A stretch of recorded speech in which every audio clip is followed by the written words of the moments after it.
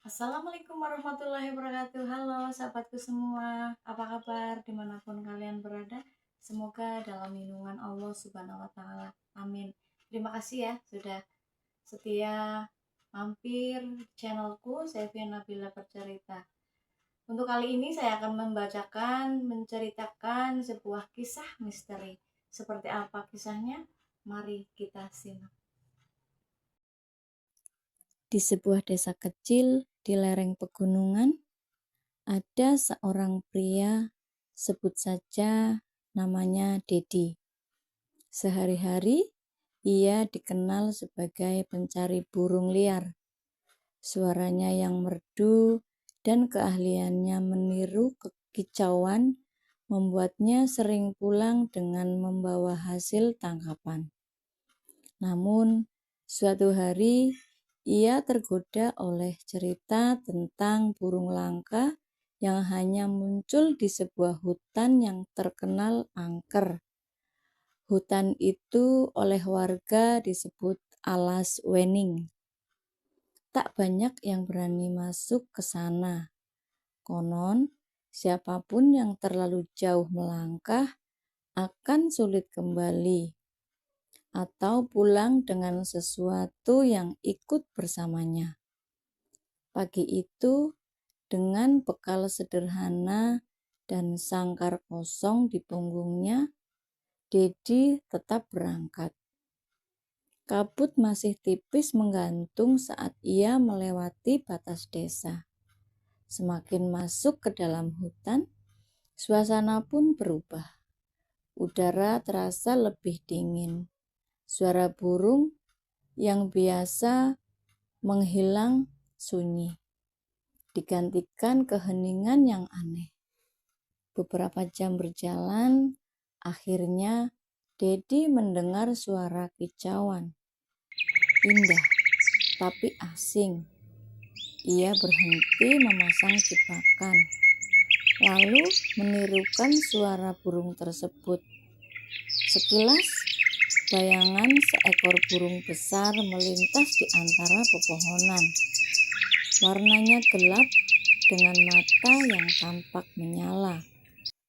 Dedi semakin bersemangat. Ia mengikuti arah suara itu. Tanpa sadar, sudah jauh masuk ke bagian hutan yang belum pernah ia lihat. Pepohonan makin rapat. Cahaya matahari hampir tak menembus.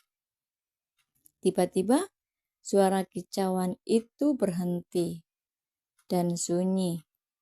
Lalu terdengar suara lain, seperti seseorang berbisik pelan memanggil namanya. Dedi, Dedi. Dedi pun membeku. Tidak mungkin ada orang lain di sana. Dedi, kesini Ded.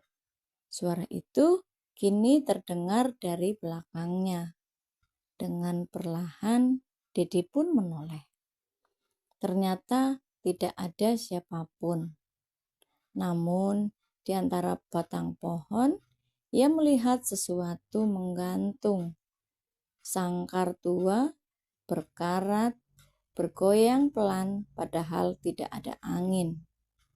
Dan di dalamnya bukan burung, melainkan bayangan hitam yang bergerak seperti hidup. Jantung Dedi berdegup kencang.